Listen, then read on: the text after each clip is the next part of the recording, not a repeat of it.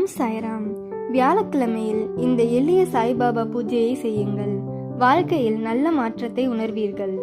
இன்று நான் சொல்லப்போகும் இந்த எளிய சாய்பாபா பூஜையை பல பக்தர்கள் வியாழக்கிழமைகளில் நம்பிக்கையுடன் செய்து வருகிறார்கள். இந்த பூஜைக்கு பெரிய செலவோ ஆடம்பர தேவையோ இல்லை. முக்கியமானது மனதில் இருக்கும் உண்மையான பக்திதான். காலையில் குளித்துவிட்டு வீட்டை சுத்தம் செய்து சாய்பாபாவின் படம் அல்லது சிலை முன் ஒரு நெய் விளக்கு அல்லது நல்லெண்ணெய் விளக்கு ஏற்றுங்கள். ஒரு வெள்ளை அல்லது மஞ்சள் மலரை சமர்ப்பியுங்கள். முடிந்தால் ஒரு வாழைப்பழம் அல்லது சிறிது சர்க்கரை வைத்து நெய்வேத்தியம் செய்யலாம். பிறகு 3 முறை ஆழமாக ஓம் சாய்ராம் என்று சொல்லி மனதை அமைதிப்படுத்துங்கள். அதன் பிறகு ஓம் ஸ்ரீ சாய்நாதய நமக என்ற மந்திரத்தை 108 முறை ஜபியுங்கள்.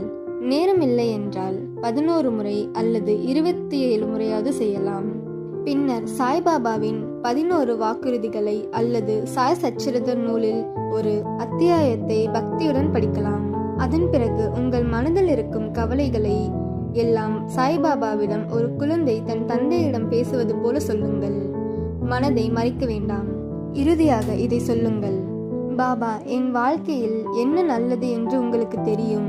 என் தேவையானது சரியான நேரத்தில் தாருங்கள். என் குடும்பத்தை காத்தருளுங்கள்.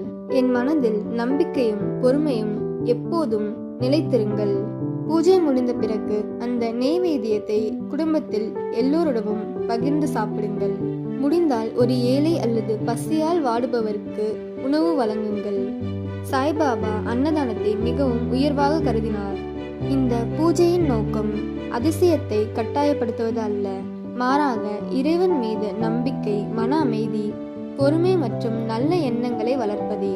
நம்பிக்கையுடன் பிரார்த்தனையை செய்யுங்கள். பொறுமையுடன் காத்திருங்கள். சாய்பாபா அருள் உங்கள் வாழ்க்கையில் எப்போது துணையாக இருக்கட்டும். ஓம் சாய்ராம்.